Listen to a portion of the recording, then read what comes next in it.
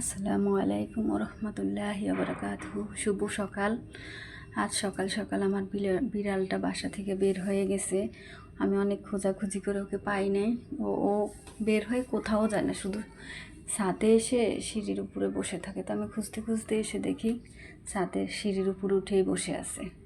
তো সকাল সকাল বাহিরে বের হইলে আসলে সকালের ওয়েদারটা অনেক ভালো লাগে। সকালে এরকম একটা ঠান্ডা আবহাওয়া পেলে মনটাই ভালো হয়ে যায়। তো আমি একটু ছাদের উপরে হাঁটাহাঁটি করতেছি। এই যে আমাদের ভাবি, বাড়িওয়ালা ভাবি ছাদে অনেকগুলা গাছ লাগিয়েছে। আমি একটু ঘুরে ঘুরে দেখতেছি। আর আমার সুনুটা আমার কোলে। এই যে ভাবি মেহেদি গাছ লাগাইছে, তারপরে এখানে কলমির শাক, এখানে এই যে বড়ই গাছ। আমি একটু ঘুরে ঘুরে দেখতেছি। আমার কাছে বাহিরে এসে অনেক ভালো লাগতেছে। তো ভাবলাম যে একটু হাঁটি।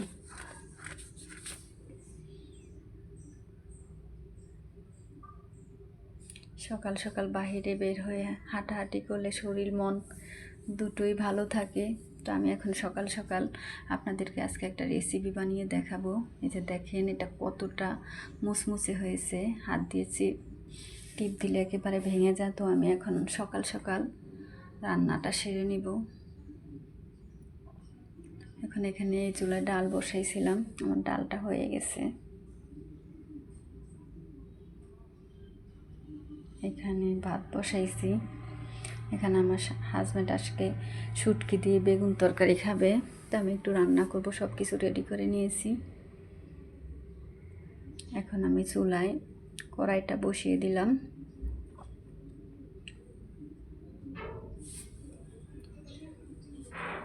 তো আমি এখানে তেলটা দিয়ে দিব।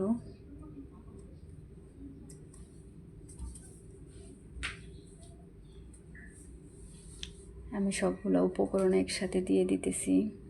রসুন ছেঁচে দিয়েছি, পেঁয়াজ কুচি, কাঁচামরিচ কুচি আর শুটকি মাছটা। আমি শুটকির তরকারির সাথে কখনো রসুন পেঁয়াজ বেটে দেই না বা ব্লেন্ডার করে দিই না, আমি কুচাইয়া দেই আর রসুনটাকে ছেঁচে দিই, তাহলে শুটকির তরকারিটা অনেক ভালো লাগে। এখন আমি একটু ভালো করে নাড়াচাড়া দিয়ে নিব।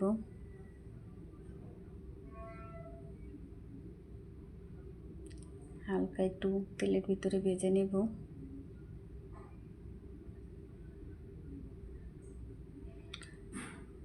আপনারা আমার চ্যানেলটাকে সাবস্ক্রাইব করবেন আর কমেন্ট করবেন, লাইক করবেন, শেয়ার করবেন, সব সময় আমার পাশে থাকবেন। আমি যেন নতুন নতুন ভিডিও দিতে পারি, আমার জন্য আপনারা দোয়া করবেন। আমি এখানে হলুদ মরিচ গুঁড়ো আর লবণ দিয়ে দিলাম, দিয়ে একটু নেড়ে চেড়ে নিতেছি। এখন এখানে আমি পরিমাণ মতো একটু পানি দিয়ে দিলাম, দিয়ে এখন ভালো করে নেড়ে চেড়ে দিব।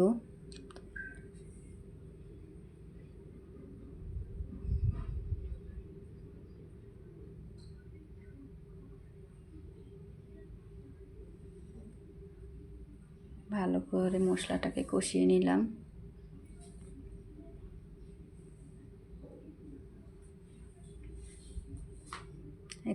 এখন সবজিগুলো দিয়ে দিব। আমার হাজব্যান্ড আবার আলু চিলে রান্না করলে খায় না, তো আমি ছোট ছোট 2টা আলু আসিলা ভালো করে ধুয়ে বেগুনের সাথে দিয়ে দিছি, এটা একটু পছন্দ করে। আমি একটু সবজিটাকে কষিয়ে নিব, ঢাকনা দিয়ে এখন কিছুক্ষণের জন্য ঢেকে রাখবো। এখন আবার একটু নাড়াচাড়া করে দেব। ঝোলটা শুকিয়ে গেছে, আমার সবজিটাও কষানো হয়ে গেছে। এখন এখানে ভালো করে নেড়ে চেড়ে একটু পানি দিয়ে দিব। পরিমাণ মতো আমি পানি দিয়ে এখন ভালো করে নেড়ে চেড়ে দিতেছি। এখন ঢাকনা দিয়ে ঢেকে দিলাম।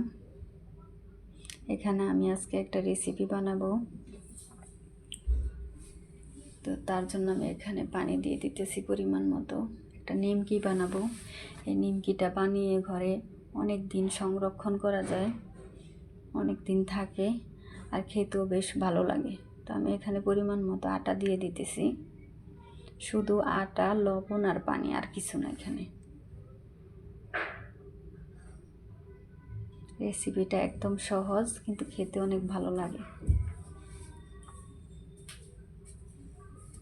এখন আমার সবজিটা হয়ে গেছে।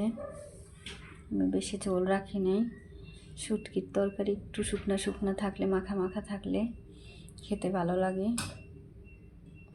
আমি বাটিতে ঢেলে নিলাম আমার সবজিটা। কমেন্ট বক্সে জানাবেন আমার আজকে শুটকির সবজিটা কেমন হয়েছে। এখানে আমি এখন লুচিগুলো কেটে নিয়েছি। এখন আমি ছোট ছোট করে রুটি বেলে নেব। ডোটাকে একটু ভালো করে ঘুরিয়ে নিয়ে চেপে এখন আমি রুটিটা বানিয়ে নেব। বেশি বড় করলে নিমকিটা সুন্দর হয় না, একটু সাইজে ছোট করে আমি যে পরিমাণটা দেখিয়ে দিতেছি, আমি যেভাবে বানাবো আপনারাও বাসায় এইভাবে ট্রাই করবেন। ছোট করলে করা যায়, কিন্তু এর চেয়ে বড় করলে আর ভালো হবে না। আমি আস্তে আস্তে ঘুরিয়ে ঘুরিয়ে রুটিটাকে বানিয়ে নিতেছি। বেশি মোটা রাখা যাবে না, তাহলে মুচমুচে হয় না। পাতলা করে বেলতে হয় রুটিটা। আমি আবার উল্টো সাইড করেও এখন একটু বেলে নিতেছি, যাতে চারদিক দিয়ে সমান পাতলা হয়। এখন আমি চাকু দিয়ে চিকন চিকন করে মাঝখান থেকে কেটে নেব। সাইডটা যেন কেটে না যায়, এটা খেয়াল রাখতে হবে। শুধু মাঝখান দিয়ে কাটতে হবে চিকন চিকন করে। একটু আস্তে আস্তে চিকন চিকন করে আমি সাইজ করে কেটে নিতেছি। সবগুলো এক সমান এক মাপে কাটতে হবে, চিকন মোটা করা যাবে না।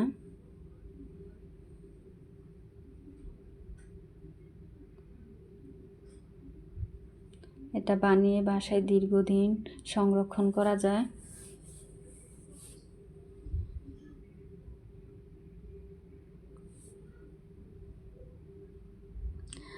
আমি নতুন ভয়েস দিতেছি, নতুন চ্যানেল খুঁজে। আমার যদি কোনো ভুল ত্রুটি হয়ে থাকে আপনারা ক্ষমার দৃষ্টিতে দেখবেন।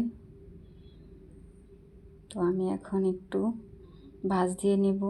দুই সাইডগুলো ভাঁজ দিয়ে নিয়ে দুই সাইড থেকে এখন মুড়িয়ে দেব। দিয়ে দুই সাইড থেকে চিকন চিকন করে একটু দুই সাইডে এটা মুড়িয়ে এখন আমি চেপে নিয়েছি। দুই সাইডটা একটু ভালো করে চেপে দিয়েছি যাতে ছুটে না যায়।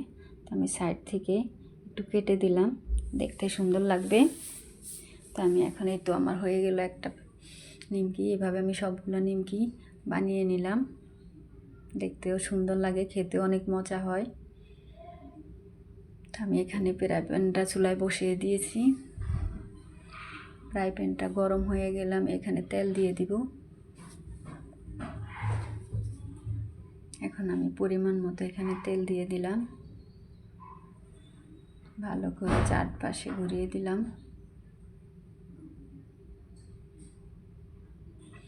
তেলটা গরম হওয়ার জন্য আমি একটু অপেক্ষা করতেছি। বেশি গরম করা যাবে না, মিডিয়াম লো হিটে ভাজতে হবে। আমি সব সময় একটা কথা বলি যে ভাজা পোড়া সব সময় লো হিটে করলে ভালো হয়, ভিতর থেকে একেবারে মুচমুচে হয়, দেখতেও কালারটা সুন্দর হয়। আর ফুল স্পিডে চুলা জ্বালিয়ে যদি ভাজা পোড়া করে তাহলে পুড়ে যায়, কিন্তু ভিতর থেকে ওরকম সুন্দর হয় না, আর দেখতেও ভালো লাগে না, উপরের সাইডটা পুড়ে পুড়ে যায়।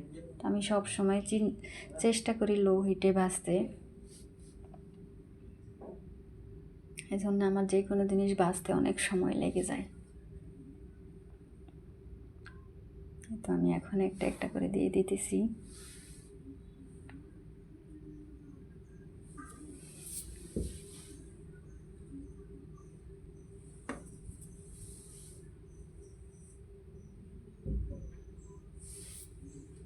আমি একটু হালকা করে নেড়ে চেড়ে দিতেছি।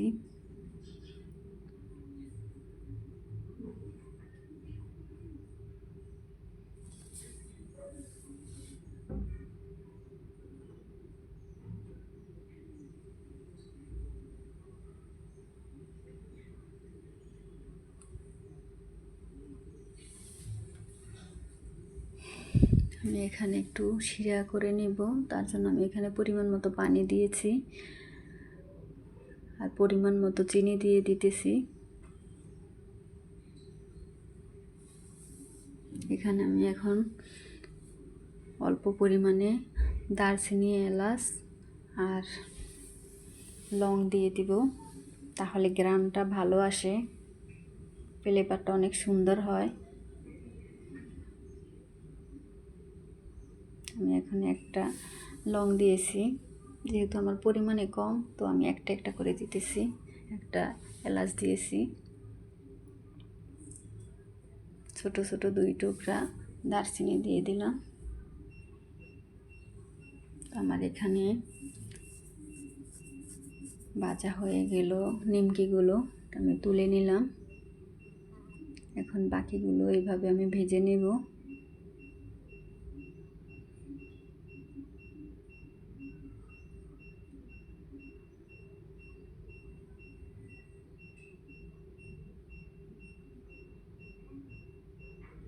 এই তো আমার হয়ে গেল।